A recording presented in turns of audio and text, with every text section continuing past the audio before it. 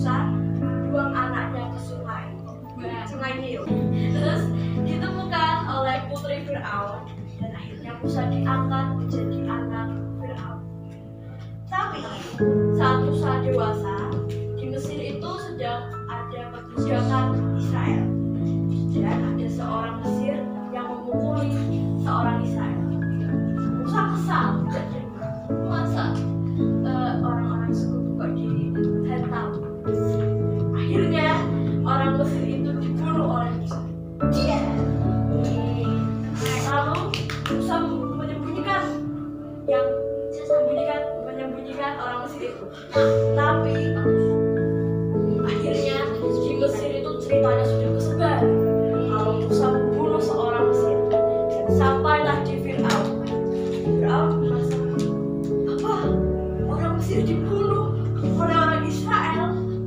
Akhirnya Firaun bunuh Musa. Musa ketakutan.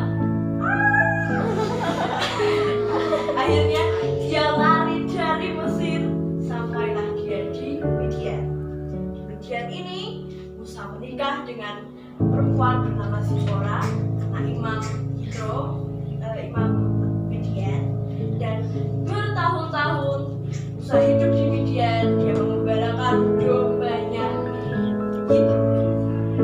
Suatu hari saat dia mengembalakan domba,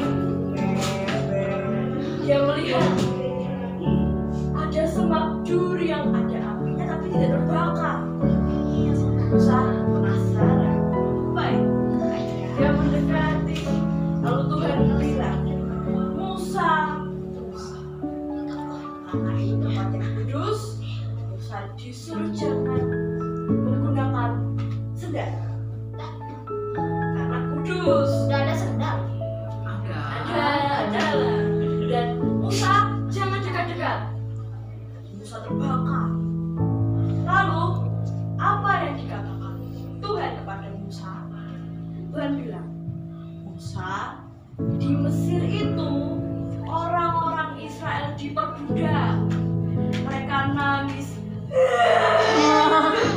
Tuhan, aku capek, aku sedih,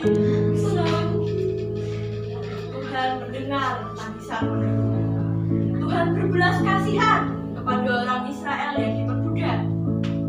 Akhirnya bilang ke Musa, Tuhan berfirman, Musa, tolong kamu membebaskan bangsa Israel dari perbudakan Mesir. Itu adalah tugas yang sangat besar bagi Musa. Musa tidak percaya diri. Tuhan, aku nggak mau. Tuhan, aku nggak bisa. Tapi Musa juga beralasan, Tuhan, aku tuh nggak bisa berbicara. Aku itu punya badan, aku patah lidah. Itu adalah alasan Musa. Setelah Musa dan Tuhan berargumentasi yang lama, lalu akhirnya Tuhan mengutus Harun kakak Musa untuk menemani Musa. Akhirnya Musa berjalan ke Mesir bersama istrinya. Bertemu dengan Harun di jalan.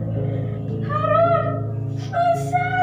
Lalu mereka bersama-sama ke Mesir.